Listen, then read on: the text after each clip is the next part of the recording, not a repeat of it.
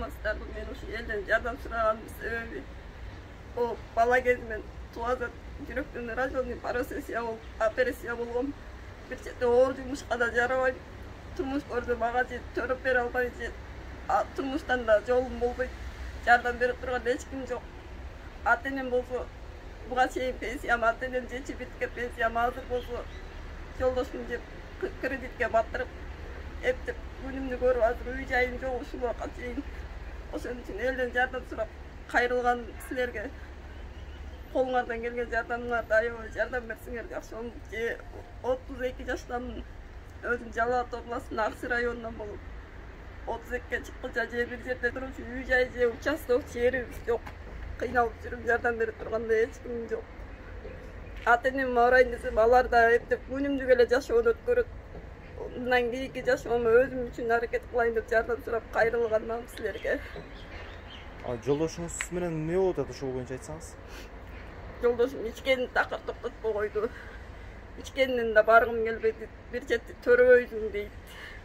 Анан төрөбөгөндөн кийин турмушка чыгып деле кереги жок экен, ден соолугум болбосочу.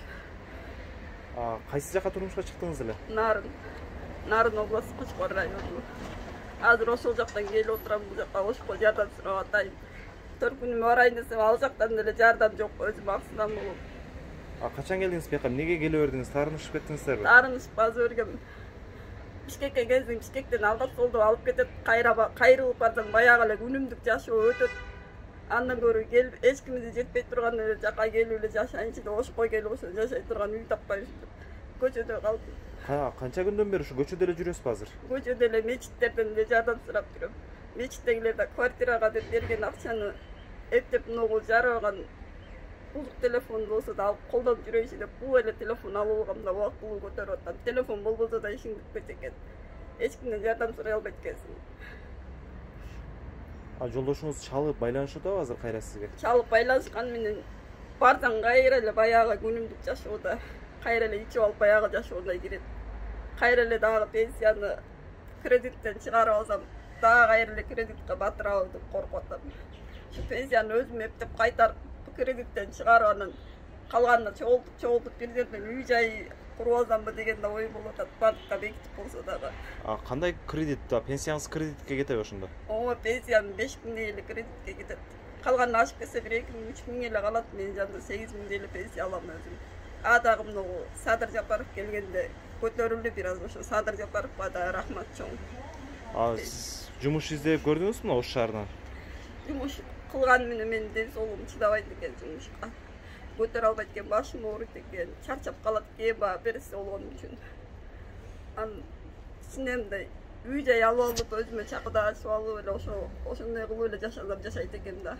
Анан жумушка барып, тытынып иштеп, элдей болуп жашай албайт экен. Азыр ошо элден жардам сураган себеби убактылуу болсо да батир таап жашап турганга, э? Убактылуу болсо да батир таап деп ичинен соода ачып алып болсо дагы өз күнүмдү багам же пенсия менен күнүмдү багам да. Пенсиямы кредиттен чыгарып алсам болду эле. Канча кредитиңиз бар? Качан бүтөт ал? Кредитим августта башталат, жаңы эле алгам, ошо 1 жыл төгөм да 50 миң алгам, процент менен 61 деме төгүлүп калат да 1 жыл ичинде. Ошо эми башталат башы.